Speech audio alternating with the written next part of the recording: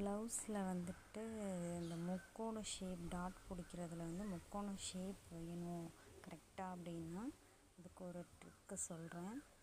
இந்த ஸ்டார்டிங்கில் அடிக்கிறத வந்து நம்ம சமமாக மடித்து அடிச்சிருவோம் அந்த இடத்த. அதே வந்து இங்கே இந்த டாட் வந்து நம்ம அளவு வச்சு அதில் உள்ளதை வந்து அடிச்சிருவோம். மூணாவதாக இங்கே இருக்கிற இந்த டாட் வந்து மட்டும்தான் நமக்கு அடிக்கையில் வந்து இந்த கிராஸாக போடுறது முக்கோணம் ஷேப் வராமல் போகிறதுக்கு காரணமே.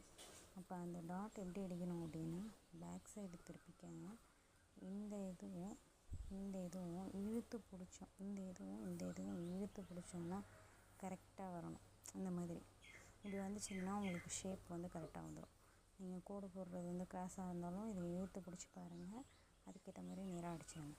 அந்த மாதிரி அடிச்சிங்கன்னா அந்த ஷேப் வந்து கரெக்டாக முக்கோணமாக வந்துடும்.